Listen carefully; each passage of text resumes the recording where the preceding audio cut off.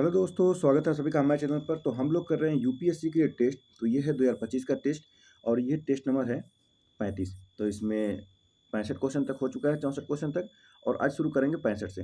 तो इसका पीडीएफ पाने के लिए टेलीग्राम से जुड़ जाइए। टेलीग्राम का लिंक है PR नॉलेज रिसर्च सेंटर 2024। इसको लिखेंगे तो आपको टेलीग्राम का लिंक मिल जाएगा। तो यहाँ पर पीडीएफ और जो भी वीडियो का कोई इन्फॉर्मेशन होता है वो, और अगर आपका कोई डाउट होता है तो वहाँ टेलीग्राम पर मैसेज करके पूछ सकते हैं। तो चलिए शुरुआत करेंगे यहाँ से।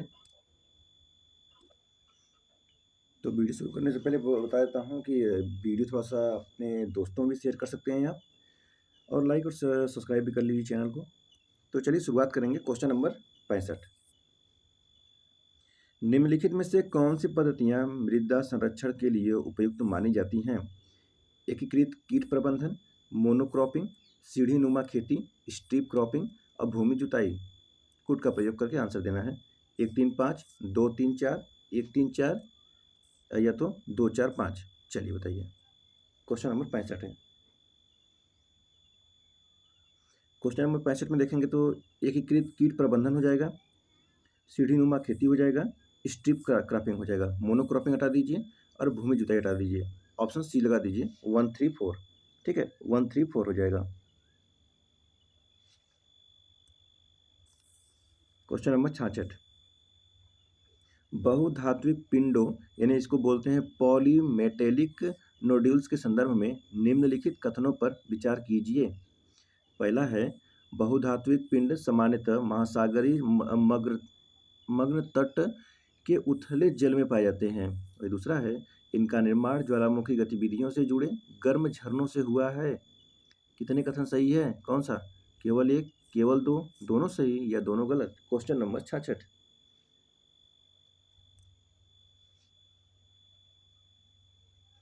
बहुधात्विक पिंड सामान्यतः महासागरीय मग्न तट के उथले जल में पाए जाते हैं, तो ये कथन गलत है।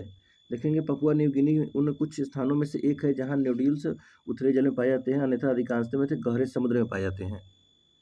उथले जल में नहीं बल्कि गहरे समुद्र में पाए जाते हैं ये। तो पहला कथन गलत है।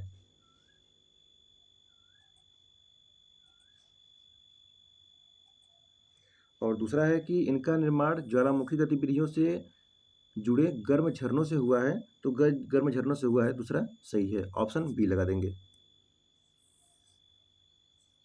67 नंबर देखेंगे। पृथ्वी ग्रह पर जल के संदर्भ में ताजे जल के निम्नलिखित स्रोतों को जल के प्रतिशत के आधार पर आरोही क्रम में व्यवस्थित कीजिए। हिमानिया और टिमटोपिया, वायुमंडल, भूमिगत जल, जलधाराएं और नदियां। कूट का प्रयोग करके आंसर करिए।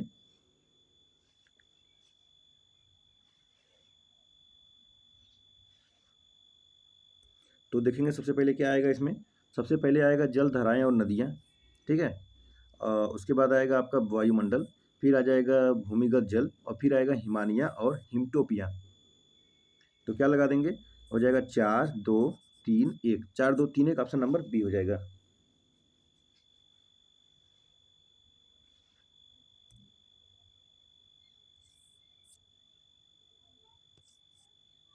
क्वेश्चन नंबर है 68। भारत की शैल प्रणाली के संदर्भ में निम्नलिखित कथनों पर विचार कीजिए। पहला है, विंध्य शैल प्रणाली बड़े पैमाने पर धातु खनिजों से रहित है। और दूसरा है, द्रविड़ शैल प्रणाली पूरी तरह से प्रायद्वीपीय पठार में स्थित है। और तीसरा है, आर्कियन नीस और शिष्ट शैलें सामान्यतः जीवाश्म युक्त होती है। और चौथा, महान उत्तरी मैदान के बांगर और खादर क्षेत्रों में महत्वपूर्ण टर्शियरी तृतीयक शैलें पाई जाती हैं। कौन सा कथन सही है? 1 और 2, 2 और 3, 3 और 4, 1 और 4। 68 नंबर। तो देखेंगे भारत की शैल प्रणाली संदर्भ में है, यह विंध्य शैल प्रणाली बड़े पैमाने पर धातु खनिजों से रहित है। पहला कथन सही हो जाएगा, ठीक है। दूसरा है कि द्रविड़ शैली प्रणाली पूरी तरह से प्रायद्वीपीय पठार में स्थित है। द्रविड़ शैली प्रायद्वीपीय पठार में कहाँ पे होगा? दूसरा कथन तो गलत हो जाएगा ना। ये द्रविड़ शैली जो प्रणाली है, ये अवसादी शैली से बनी हुई है, जीवाश्मों की प्रचुरता उसमें है। तो दूसरा कथन गलत हो जाएगा। तीसरा है कि आर्कियन नीस और शिष्ट शैलें सामान्यतः जीवाश्म युक्त होती हैं। तो देखिए, आर्कियन नीस और शिष्ट प्राचीनतम शैलें हैं, और ये नई परतों के लिए आधार बनाती हैं। तो तीसरा भी कथन गलत हो जाएगा। चौथा है कि महान उत्तरी मैदान के बांगर और खादर क्षेत्रों में महत्वपूर्ण टर्शियरी तृतीयक शैलें पाई जाती हैं, तो चौथा सही है। 1 और 4 सही है, तो लगाएंगे ऑप्शन डी। 1 और 4 ऑप्शन नंबर क्या हो जाएगा? डी करेक्ट हो जाएगा। Question number 69। चलिए, यहाँ पर परिच्छेद दिया गया है, उसको पढ़कर आंसर देना है। यह बांध विश्व का चौथा प्राचीनतम जल नियंत्रण ढांचा और भारत का सबसे पुराना बांध है जो अभी भी उपयोग में लाया जाता है। इसका निर्माण चोल वंश के शासक करिकाल चोल ने 150 ईस्वी में करवाया था। इसे तमिलनाडु के तंजावुर जिले में कावेरी नदी पर बनाया गया था। ये जो परिच्छेद है किस बांध का वर्णन कर रहा है? कृष्णराजा सागर बांध, इडुक्की बांध, कल्लनई बांध या मेट्टूर बांध? तो देखिए, यह कल्लनई बांध की बात कर रहा है, ऑप्शन सी लगा देंगे, कल्लनई बांध। ठीक है।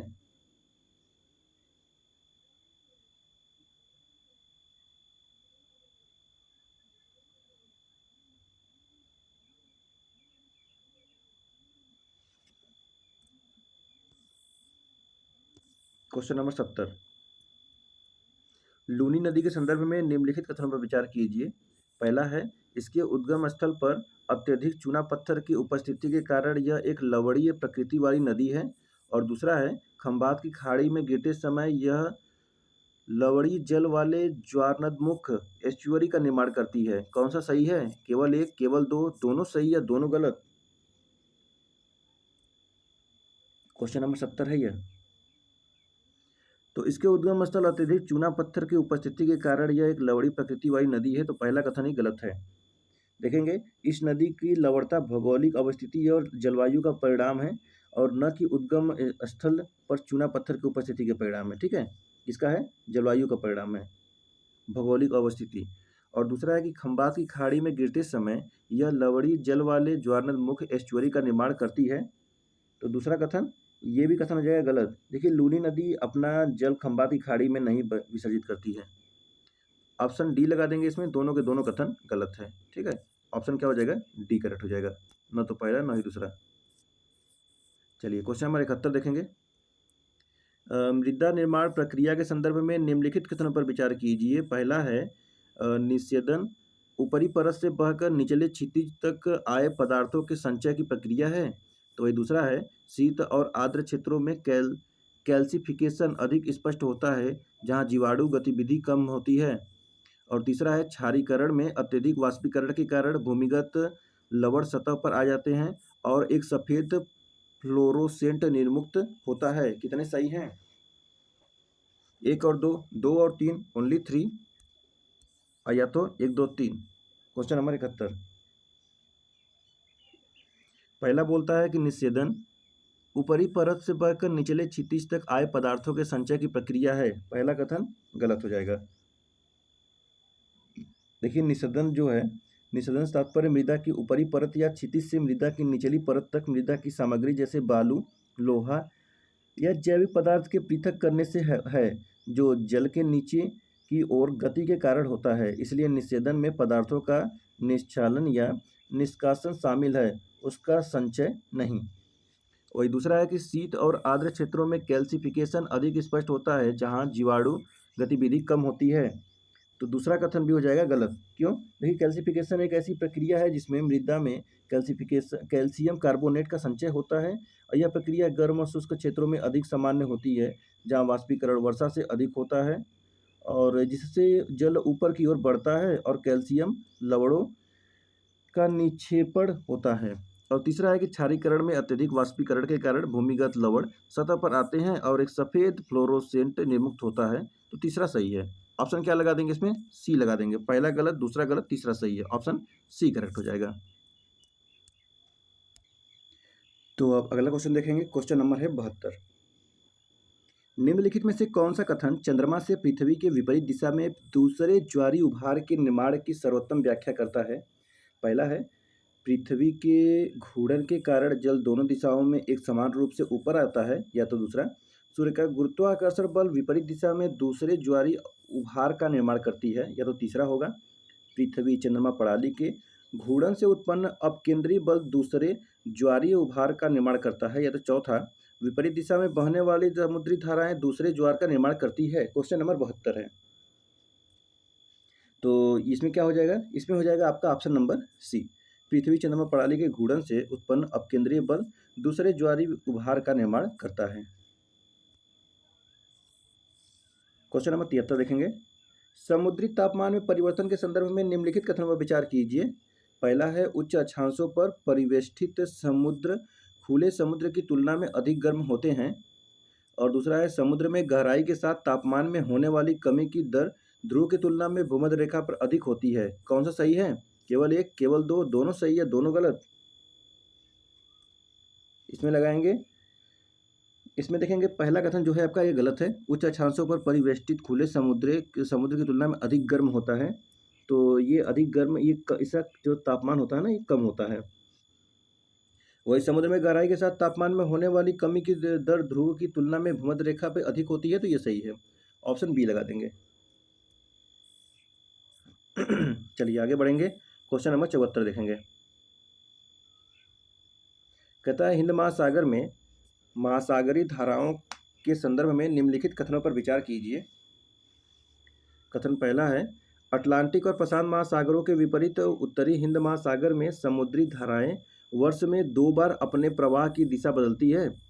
यहाँ पर क्योंकि उत्तरी हिंद महासागर अधिकांशतः स्थल रुद्ध है तथा मानसूनी पवनों के विशिष्ट पैटर्न से प्रभावित होता है। कौन सही है इसमें से? दोनों कथन सही है, सही व्याख्या करता है या सही व्याख्या नहीं करता है? पहला सही दूसरा गलत, या पहला गलत दूसरा सही? चलिए 74 नंबर। तो देखेंगे, अटलांटिक और प्रशांत महासागरों के विपरीत उत्तरी हिंद महासागर में समुद्री धाराएं वर्ष में 2 बार अपने प्रवाह की दिशा बदलती है। तो बिल्कुल सही बात है।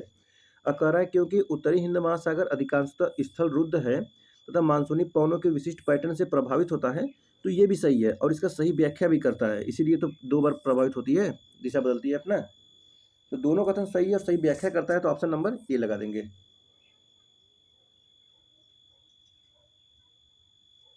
चलिए आगे बढ़ेंगे, अगला क्वेश्चन देखेंगे। क्वेश्चन नंबर 75 है।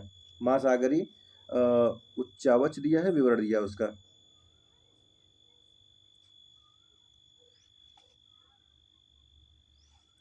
सोल से दिया हुआ है, समतल शिखर वाली ऊंचाई उथले जल के साथ किंतु नौगम्य उद्देश्य के लिए उपयोगी।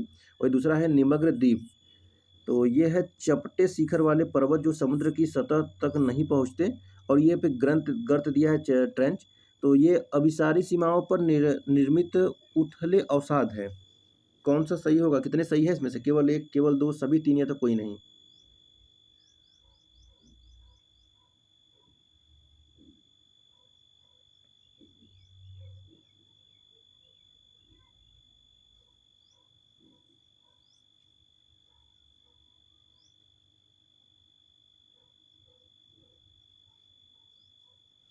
चलिए देखेंगे। सोल्स दिया हुआ है, समतल शिखर वाली ऊंचाई उथले जल के साथ किंतु नौगम्य उद्देश्य के लिए उपयोगी है। तो नौगम्य उद्देश्य के लिए उपयोगी लिखा हुआ है, ये खतरनाक हो जाती है। ठीक है, ये होता है सोल उथली गहराई वाली अलग अलग ऊंचाइयों की होती है। पहला कथन हो जाएगा गलत। वही दूसरा है निमग्न द्वीप। निमग्न द्वीप क्या है? तो देखेंगे ये है चपटे शिखर वाले पर्वत जो समुद्र के सतह तक नहीं पहुंचते। तो ये दूसरा वाला सही हो जाएगा। और तीसरा दिया है गर्त। तो देखिए गर्त क्या होता है? गहरे किनारों वाली सकरी खाइयां होती हैं। इनका निर्माण आमतौर पर महासागर अभिसारी सीमा और महासागरीय अभिसारी सीमा पर होता है। ठीक है, तो तीसरा कथन भी हो जाएगा गलत। तो इसमें क्या हुआ कि ये पहला कथन गलत हो गया, तीसरा कथन गलत हो गया, दूसरा सही। मतलब कितने कथन सही हुए हैं? तो सिर्फ एक कथन सही हुआ है। ऑप्शन नंबर क्या लगा देंगे? केवल एक हो जाएगा। चलिए आगे बढ़ेंगे। क्वेश्चन नंबर 76 देखेंगे। निम्नलिखित युग्मों पर विचार कीजिए। स्थल रूप और अभिकर्ता ड्रमलिन, हिमनद, भृगु, पवन, स्पीड, लहरें कितने सुमेलित हैं? केवल एक, केवल दो और तीन, केवल एक और तीन, एक और दो, एक दो तीन। 76 नंबर।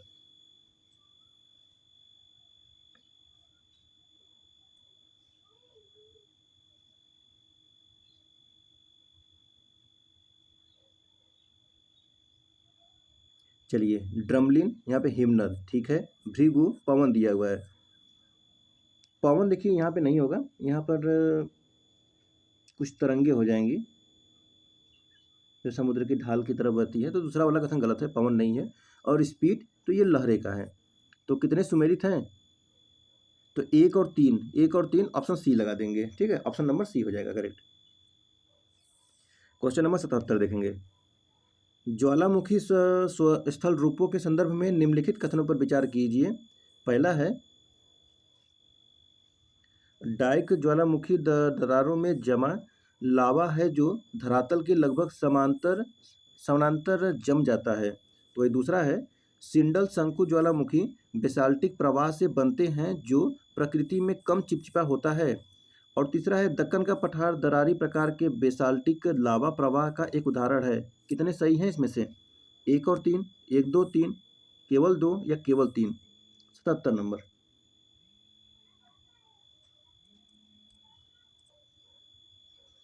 तो चलिए देखेंगे क्वेश्चन नंबर 77 का। तो इसमें देखेंगे पहला कथन गलत है, दूसरा कथन गलत है, सिर्फ इसमें तीसरा कथन सही है। ऑप्शन डी इसमें सही होगा, ओनली 3। तो पहला कह रहा है कि डाइक ज्वालामुखी दरारों में जमा लावा है जो धरातल के लगभग समानांतर जम जाता है, इसीलिए पहला कथन गलत हो जाएगा, क्योंकि देखेंगे ये धरातल के लगभग लंबवत जम जाता है। और दूसरा देखिए गलत क्यों है, सिंडर शंकु ज्वालामुखी के बेसाल्टिक प्रवाह से बनते हैं जो प्रकृति में कम चिपचिपा होता है। तो देखेंगे ये सिंडर शंकु छोटे ज्वालामुखी से होते हैं जिनकी ढाल तीव्र होती है, ठीक है। और ये तीसरा वाला सही है, तो ऑप्शन क्या लगा देंगे? डी लगा देंगे। Question number 78। निम्नलिखित झीलों को निम्नलिखित झीलों को दक्षिण से उत्तर की ओर व्यवस्थित कीजिए। लोनक झील, पंपा झील, वेम्बनाड झील, पैंगोंग झील। कितने सही हैं?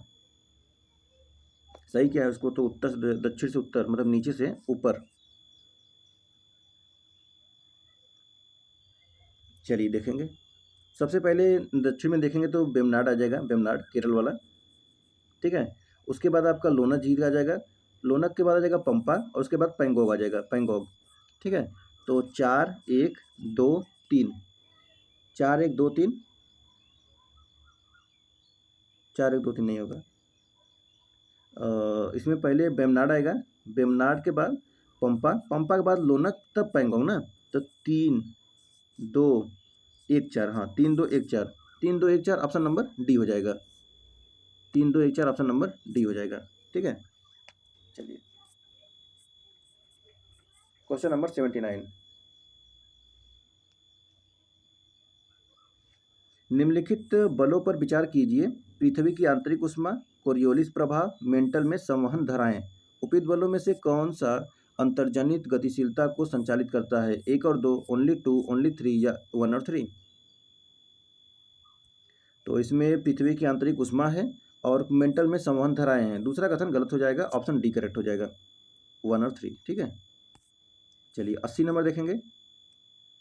ये संचलन भूप्रपट्टी की धीमी ऊर्ध्वाधर संचलनों की विशेषता होती है जो सैकड़ों हजारों किलोमीटर तक फैले क्षेत्रों को प्रभावित करती है। ये हलचलें चट्टान की परतों के न्यूनतम वलन को प्रदर्शित करती है और अक्सर आइसोस्टेटिक यानी समस्थितिकी समायोजन से संबंधित होती है, जहां भूप्रपट्टी भार में परिवर्तन जैसे कि हिमनदों के पिघलने या तलछट के जमाव के प्रति प्रतिक्रिया करते हुए ऊपर ऊपर उठती या डूबती है। ये गद्यांश निम्नलिखित में से किस प्रक्रिया का वर्णन करता है? बृहद संचलन, प्रवर्तनी प्रक्रियाएं, भूकंप, महाद्वीप महाद्वीप रचना संबंधी प्रक्रियाएं। 80 नंबर। तो देखिए ये भू आकृति प्रतिक्रियाएं भौतिक और रासायनिक परिवर्तनों को संदर्भित करती है जो पृथ्वी के भूदृश्य को आकार देती है तथा दो प्राथमिक शक्तियों द्वारा संचालित होती है। तो इसमें ऑप्शन नंबर क्या लग जाएगा? डी लग जाएगा, महाद्वीपीय रचना संबंधी प्रक्रियाएं।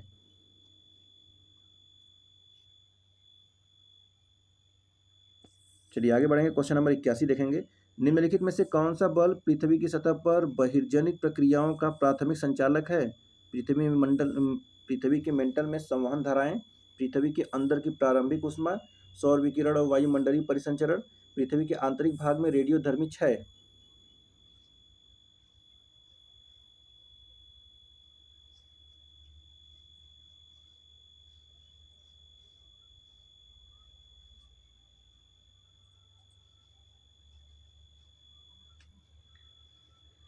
तो इसमें लगा देंगे ऑप्शन नंबर सी लगा देंगे, सौर विकिरण और वायुमंडलीय परिसंचरण। क्वेश्चन नंबर 82, निम्नलिखित में से कौन सा शब्द पृथ्वी की सतह पर अपक्षय, अपरदन और निक्षेपण के संयुक्त प्रभाव का वर्णन करता है? अनाच्छादन, आइसोस्टेसी, समस्थिकी, स्तरीकरण और लिथिफिकेशन। क्या हो जाएगा 82 में? तो पृथ्वी की सतह पर अपक्षय, अपरदन और निक्षेपण के बारे में है, ये हो जाएगा अनाच्छादन। ऑप्शन नंबर ए करेक्ट हो जाएगा।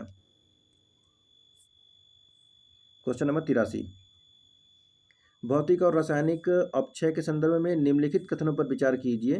पहला है, भौतिक अपक्षय में चट्टानों का यांत्रिक विघटन शामिल है, जबकि रासायनिक अपक्षय में चट्टान के भीतर खनिजों की रासायनिक संरचना बदल जाती है।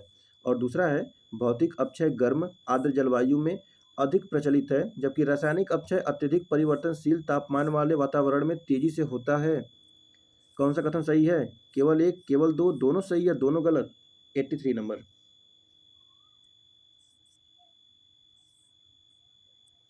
भौतिक और रासायनिक अपक्षय के बारे में है।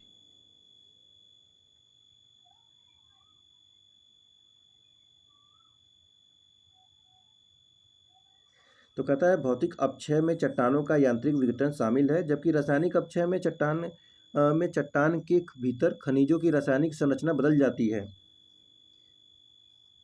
पहला कथन सही है।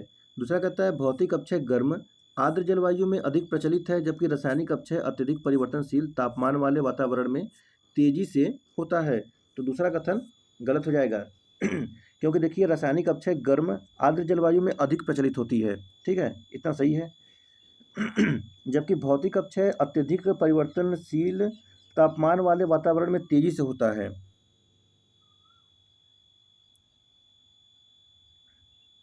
ठीक है, भौतिक अपक्षय होता है, यहाँ पे रासायनिक अपक्षय दिया हुआ है।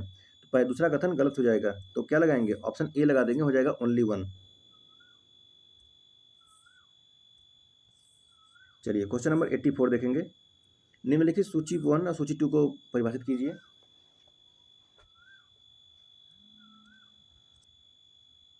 चलिए देखते हैं, यहाँ पे सूची 1 को सूची 2 से मिलान करना है। प्रायद्वीपीय मैदान के सामने हिमनद के पिघलने वाले जल से तलछट जमा होने से निर्मित। हिमानी धौत मैदान यानी आउटवाश मैदान के सामने दिया है झील के तल में तलछट जमा होने से निर्मित। और झील का मैदान दिया है भूवैज्ञानिक समय में लंबे समय तक से अपरदन से निम्न उच्चावच वाला मैदान। अब सूची 1 को सूची 2 से मिलाना है। ठीक है, तो चलिए देखते हैं। प्रायद्वीपीय मैदान ये हो जाएगा भूवैज्ञानिक समय वाला हो जाएगा। हिमानी धौत मैदान ये हिमनद के पिघलने वाले तलछट से हो जाएगा। और झील का मैदान हो जाएगा झील के तल से तलछट जमा होने से निर्मित। क्या हो जाएगा? 3 1 2। 3 1 2। चलिए देखते हैं 3 1 2। 3 1 2 ऑप्शन नंबर डी में है।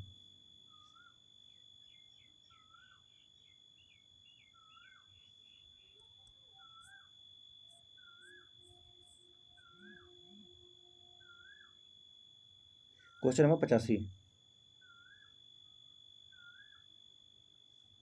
यह भूप्रपट्टी में ऊपर की ओर गति के परिणाम स्वरूप बना एक विच्छेदित पठार है।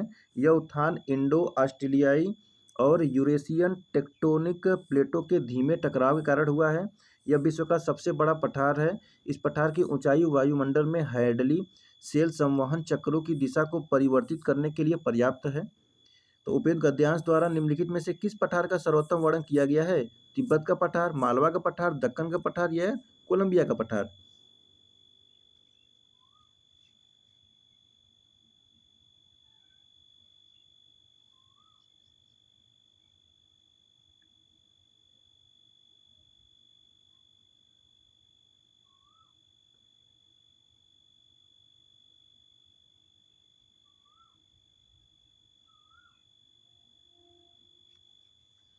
तो 85 नंबर।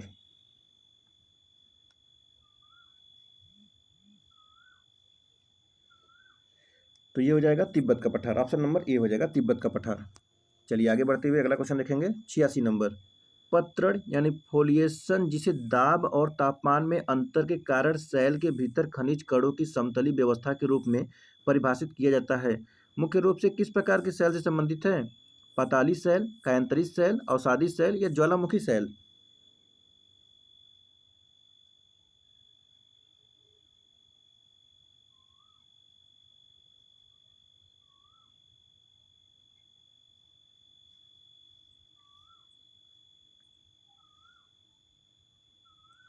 तो ये हो जाएगा कायांतरित शैल। ऑप्शन नंबर बी करेक्ट हो जाएगा। ठीक है। प्रपत्र पत्र जो है एक भूवैज्ञानिक पद है जो शैल में खनिज कणों की समतली व्यवस्था को संदर्भित करता है। यह कायांतरण के दौरान दाब और तापमान में विभेदक प्रभावों के कारण होता है। चलिए आगे बढ़ते हुए 87 नंबर देखेंगे। महाद्वीपीय विस्थापन सिद्धांत के संदर्भ में निम्नलिखित कथनों पर विचार कीजिए। पहला है, इसे जर्मन भू भौतिकीविद अल्फ्रेड वेगनर द्वारा प्रस्तावित किया गया था। तो वही दूसरा है, सभी महाद्वीपी कभी एक बड़े महाद्वीप का हिस्सा थे जिसे पैंथालासा कहा जाता था। और तीसरा है, गुरुत्वाकर्षण ध्रुवीय फ्लीइंग बल पोलर फ्लीइंग फोर्स और ज्वारीय बलों यानी टाइडल फोर्स के अंतःक्रिया ने महाद्वीपों के संचरण में योगदान दिया है। कौन सा सही होगा? एक और दो, दो और तीन, एक और तीन या एक दो तीन? 87 नंबर। तो इसे जर्मन भूभौतिकीविद अल्फ्रेड वेगनर द्वारा प्रस्तावित किया गया था। कथन सही है, पहला कथन सही है। दूसरा कह रहा है कि सभी महाद्वीप कभी एक बड़े महाद्वीप का हिस्सा थे जिसे पैंथालासा कहा जाता था। तो दूसरा कथन गलत है। इसे विशाल महासागर पैंथालासा के नाम से जाना जाता था, लेकिन ये सभी महाद्वीप एक बड़े ही महाद्वीप के हिस्से थे। देखिए, वेगनर के महाद्वीपीय विस्थापन सिद्धांत के अनुसार सभी महाद्वीपी एक अकेले भूखंड के भाग थे। इस बड़े महाद्वीपी या भूखंड को उन्होंने पैंजिया का नाम दिया था, पैंजिया का। ठीक है, इसलिए दूसरा कथन गलत हो जाएगा। वही तीसरा है कि गुरुत्वाकर्षण ध्रुवीय फ्लीइंग बल और ज्वारीय बलों की अंतःक्रिया ने महाद्वीपों के संचरण में योगदान दिया। तो तीसरा कथन सही हो जाएगा। एक और तीन सही है, तो ऑप्शन नंबर सी लगा देंगे। 88 नंबर देखेंगे। ग्रहण के संदर्भ में निम्नलिखित कथनों पर विचार कीजिए। सूर्य ग्रहण केवल तभी घटित हो सकता है जब चंद्रमा अपनी अमावस्या अवस्था में हो। तो ये दूसरा है, चंद्र ग्रहण केवल तभी घटित हो सकता है जब चंद्रमा अपनी पूर्णिमा अवस्था में हो। कौन सा कथन सही है? केवल एक, केवल दो, दोनों सही है, दोनों गलत?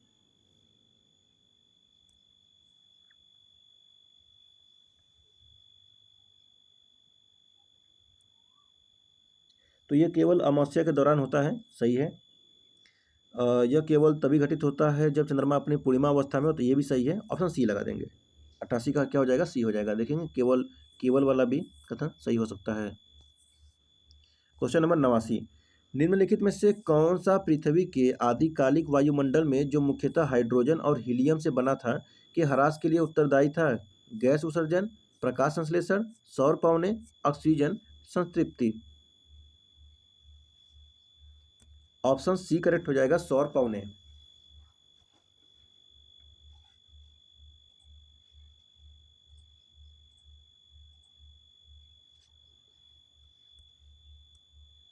क्वेश्चन नंबर 90 है।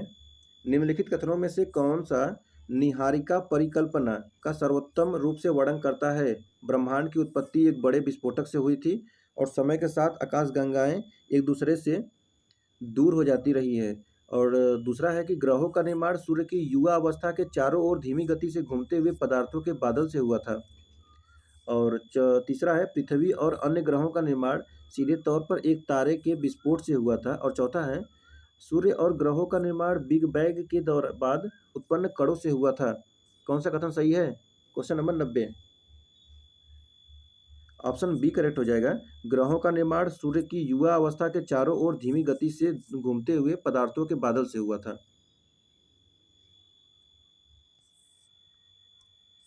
Question number 91। निम्नलिखित में से कौन सा ग्रहाणु को सर्वोत्तम रूप से स्पष्ट करता है? ग्रहाणु बड़े गैसीय पिंड हैं जो सूर्य की परिक्रमा करते हैं और तारों में विकसित होते हैं। दूसरा है, ग्रहाणु गैस और धूल के संघनन से बने ठोस छोटे ठोस पिंड हैं जो बाद में मिलकर ग्रहों का निर्माण करते हैं। तीसरा है, ग्रहाणु धूमकेतु और क्षुद्र ग्रहों के छोटे टुकड़े हैं जो सामान्यतः क्षुद्र ग्रह पेटी में पाए जाते हैं। चौथा है ग्रहाणु उन तारों के अवशेष हैं जो सुपरनोवा में विस्फोटित होकर भारी तत्वों का निर्माण करते हैं। कौन सा कथन सही होगा इसमें से?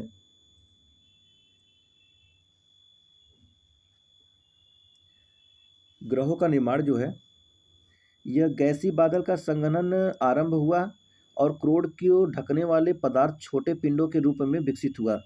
ऑप्शन नंबर बी लगा देंगे। ग्रहाणु गैस और धूल के संघनन से बने छोटे गैस पिंड हैं जो बाद में मिलकर ग्रहों का निर्माण करते हैं। ऑप्शन बी करेक्ट हो जाएगा।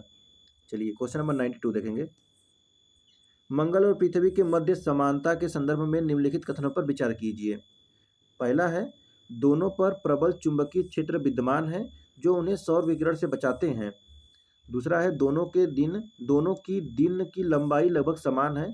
और तीसरा है दोनों का अक्षीय झुकाव समान है जिसके कारण ऋतुओं का निर्माण होता है। कौन सा सही है? एक और दो, दो और तीन, एक और तीन या एक दो तीन? 92 क्वेश्चन नंबर 92। दोनों पर प्रबल चुंबकीय क्षेत्र विद्यमान है जो उन्हें सौर विकिरण से बचाते हैं। पहला कथन गलत है। दूसरा है कि दोनों की दिन की लंबाई समान लगभग समान है, तो दूसरा सही है। तीसरा है दोनों का अक्षीय झुकाव समान है जिसके कारण ऋतुओं का निर्माण होता है, तो तीसरा भी सही है। ऑप्शन बी करेक्ट हो जाएगा। Question number 93। निम्नलिखित कथनों में से कौन सा उस महाकल्प यानी एरा, महाकल्प, फिर कल्प और युग को सही ढंग से स्पष्ट करता है जिसमें हम वर्तमान में रह रहे हैं? मेसोजाइक महाकल्प, जुरासिक, फिर कल्प, प्लीस्टोसिन युग।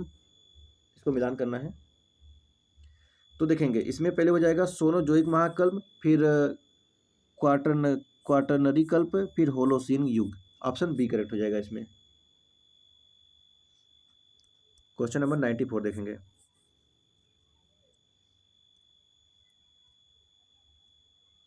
पश्चिमी और पूर्वी तटीय मैदानों के संदर्भ में निम्नलिखित कथनों पर विचार कीजिए।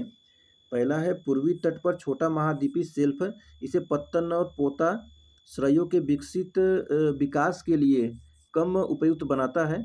दूसरा है पश्चिमी तटीय मैदान जलमग्न तटीय मैदानों के उदाहरण हैं। कौन सा कथन सही है? केवल एक, केवल दो, दोनों सही है, दोनों गलत?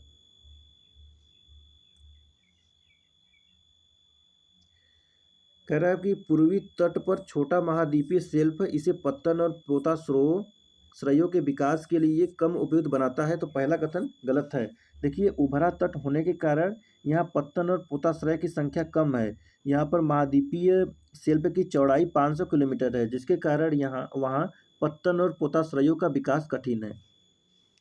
दूसरा है पश्चिमी तटीय मैदान जलमग्न तटीय मैदानों के उदाहरण है, तो दूसरा कथन सही है। ऑप्शन बी लगा देंगे। Question number 95। पृथ्वी के घूर्णन और परिक्रमण के संदर्भ में निम्नलिखित कथनों पर विचार कीजिए। पहला है यदि पृथ्वी का घूर्णन धीमा हो जाए तो इसके परिणाम स्वरूप दिन छोटे और रातें लंबी होंगी। तो ये दूसरा है पृथ्वी की अच्छी झुकाव पूरे वर्ष मौसमों में परिवर्तन के लिए जिम्मेदार है। और तीसरा है कोरियोलिस प्रभाव सूर्य के चारों ओर पृथ्वी के परिक्रमण का परिणाम है। कौन सा कथन सही नहीं है? केवल एक और दो, केवल एक और तीन, केवल दो और तीन या एक दो तीन?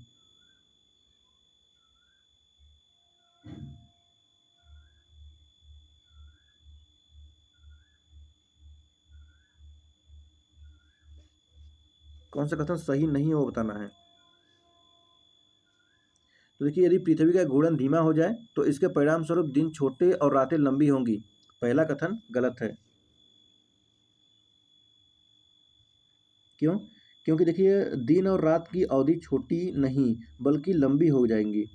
ठीक है, उल्टा बोल दिया है। वही दूसरा है कि पृथ्वी का अच्छी झुकाव पूरे वर्ष मौसमों में परिवर्तन के लिए जिम्मेदार है, तो दूसरा कथन सही है। तीसरा है कि कोरियोलिस प्रभाव सूर्य के चारों ओर पृथ्वी के परिक्रमण का परिणाम है, तो तीसरा कथन गलत है। देखिए कोरियोलिस प्रभाव पृथ्वी के घूर्णन के कारण होता है, न कि सूर्य के चारों ओर उसके परिक्रमण के कारण होता है। कितने कथन सही नहीं है? तो एक और तीन, एक और तीन। ऑप्शन नंबर बी करेक्ट हो जाएगा क्योंकि गलत पूछा हुआ था। क्वेश्चन नंबर 96 है।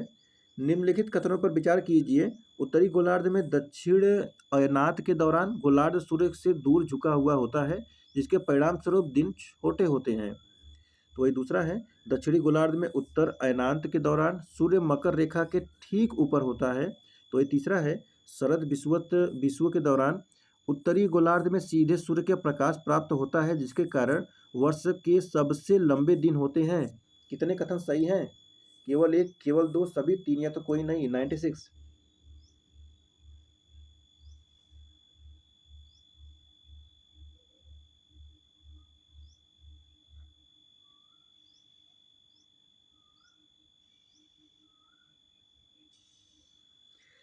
उत्तरी गोलार्ध में दक्षिण अयनांत के दौरान गोलार्ध सूर्य से दूर झुका हुआ होता है, जिसके परिणाम स्वरूप दिन छोटे होते हैं। तो पहला कथन सही है। दूसरा है, दक्षिणी गोलार्ध में उत्तर अयनांत के दौरान सूर्य मकर रेखा के ठीक ऊपर होता है। तो दूसरा कथन सही है। तीसरा है कि शरद विषुवत के दौरान उत्तरी गोलार्ध में सीधे सूर्य का प्रकाश प्राप्त होता है, जिसके कारण वर्ष के सबसे लंबे दिन होते हैं। तो तीसरा कथन गलत है। देखिए, शरद विषुव वर्ष के सबसे लंबे दिनों का कारण नहीं बनता है। तो इसमें कितने कथन सही हुए? केवल दो। केवल दो हो गया तो ऑप्शन नंबर क्या लग जाएगा? बी लग जाएगा। क्वेश्चन नंबर देखेंगे अब 97। पृथ्वी के क्रोड के संदर्भ में निम्नलिखित कथनों पर विचार कीजिए। आंतरिक क्रोड मुख्यतः लोहे और निकेल से बना है। दूसरा है, बाहरी क्रोड तरल अवस्था में है, इसकी गति पृथ्वी के चुंबकीय क्षेत्र को उत्पन्न करती है। तीसरा, आंतरिक क्रोड अत्यधिक दाब का अनुभव करता है, जिससे यह उच्च तापमान के बावजूद ठोस बना रहता है। कितने सही हैं? केवल एक, केवल दो, सभी तीन, या तो कोई नहीं। 97। आंतरिक क्रोड मुख्यतः लोहे और निकेल से बना है, ठीक है। बाहरी क्रोड जो है तरल अवस्था में है और इसकी गति पृथ्वी के चुंबकीय क्षेत्र को उत्पन्न करती है, सही है। तीसरा है, आंतरिक क्रोड अत्यधिक दाब का अनुभव करता है, जिससे यह उच्च तापमान के बावजूद ठोस बना रहता है। तो ये भी सही है। कितने सही हुए? सभी सही हैं। ऑप्शन नंबर सी लगा देंगे। 98 नंबर, लाल मृदा के संदर्भ में निम्नलिखित कथनों पर विचार कीजिए। रेड सॉइल कहता है, यह मृदा कम वर्षा वाले क्षेत्रों में विकसित होती है। दूसरा है कि इसमें काली मृदा की तुलना में लंबे समय तक नमी बनी रहती है। तीसरा है, सामान्य तौर पर यह मृदा नाइट्रोजन, फास्फोरस और ह्यूमस से समृद्ध होती है। कौन सा कथन सही नहीं है? एक और दो, दो और तीन, एक और तीन, या तो कोई नहीं। 98।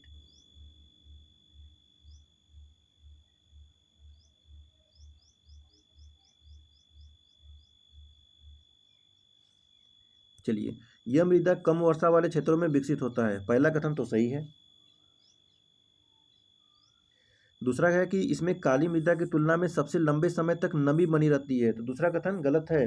देखिए, काली मृदा स्वतः जुताई की विशेषता के कारण लंबे समय तक नमी को बनाए रखता है। काली, लाल वाला थोड़ी ना होता है। और तीसरा है कि सामान्य तौर पर यह मृदा नाइट्रोजन, फास्फोरस और ह्यूमस में समृद्ध होती है। देखिए, हर मिट्टी में ह्यूमस की कमी होती है। जहाँ जहाँ ह्यूमस देता है वो जरूरी गलत हो जाता है। तो ह्यूमस की कमी होती है, न कि इसमें क्या की कमी होती है? तो इसमें नाइट्रोजन, फास्फोरस और ह्यूमस की मात्रा कम पाई जाती है। यहाँ पर समृद्ध लिखा हुआ है। तीसरा कथन गलत। कितने कथन सही नहीं है? दो और तीन। ऑप्शन बी हो जाएगा, दो और तीन। चलिए, क्वेश्चन नंबर 99 है, महासागरीय अधस्थल के संदर्भ में निम्नलिखित कथनों पर विचार कीजिए। महाद्वीपीय शिल्प महासागर का सबसे उथला भाग होता है, जो शिल्प अवकाश पर समाप्त होता है। और दूसरा है, गंभीर सागरीय मैदान महासागर के सबसे गहरे और समतल भाग होते हैं। कौन सही है? केवल एक, केवल दो, दोनों सही है, दोनों गलत। तो महाद्वीपीय शिल्प महासागर का सबसे उथला भाग होता है, जो शिल्प अवकाश पर समाप्त होता है। पहला कथन सही है। और दूसरा है कि गंभीर सागरीय मैदान महासागर के सबसे गहरे और समतल भाग होते हैं। तो दूसरा कथन गलत है। देखिए, इसके अलावा ये महासागरीय गर्त या खाइयाँ महासागरों का सबसे गहरा भाग है। ऑप्शन ए लगा देंगे, हो जाएगा ओनली वन। ठीक है। चलिए, क्वेश्चन नंबर 100 देखेंगे। लास्ट क्वेश्चन है, पृथ्वी के आंतरिक भाग के संदर्भ में निम्नलिखित कथनों पर विचार कीजिए। पहला है, पृथ्वी पर गहराई के साथ तापमान रैखिक रूप से बढ़ता है। और दूसरा है, ऊपर की चट्टान के भारी वजन के कारण पृथ्वी की सतह से उसके केंद्र की ओर दबाव बढ़ता है। और तीसरा है, तापमान बढ़ने के कारण पृथ्वी के केंद्र की ओर घनत्व कम हो जाता है। कितने सही हैं? केवल एक, केवल दो, सभी तीन, या तो कोई नहीं। अंग्रेजी में भी देख लीजिए।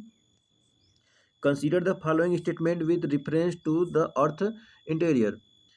Option one, statement one, the temperature increase linearly with depth throughout the earth. And second, pressure increase from the surface of the earth toward its core due to enormous weight of the overlying rock. And third, density decreased toward the earth center due to increasing temperature. How many of the statements given above are correct? Only one, only two, all three? Option D, none. चलिए question number 100। तो पृथ्वी के आंतरिक भाग के संदर्भ में है।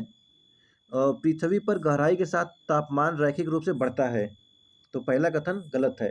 देखिए, भूतापीय प्रवणता क्या है कि यह वह दर है जिस पर गहराई के साथ तापमान में वृद्धि होती है। औसतन भूतापीय प्रवणता लगभग 25 से 30 कितना है?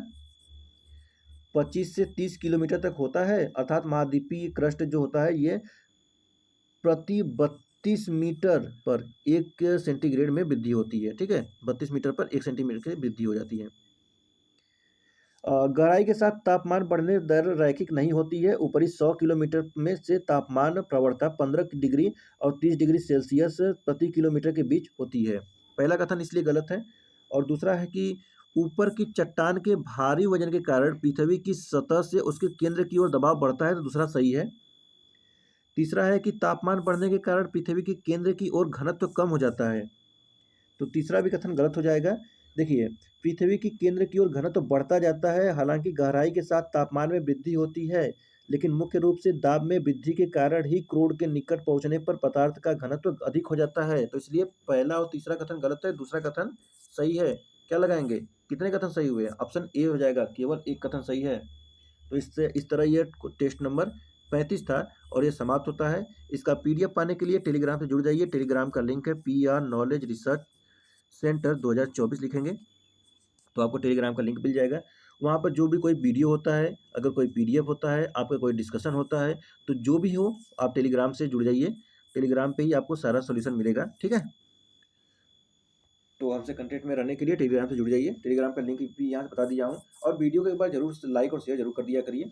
और आप लोग अपना कमेंट भी किया करिए, अपना फीडबैक भी दिया करिए कि आप लोग को वीडियो कैसा लग रहा है और कहाँ से देख रहे हैं वीडियो, और इस बार कौन कौन लोग एग्जाम दे रहे हैं। ठीक है, तो थोड़ा सा कमेंट भी किया करिए। चलिए फिर मिलते हैं नेक्स्ट वीडियो में। आप सभी का बहुत बहुत धन्यवाद। जय हिंद, जय भारत।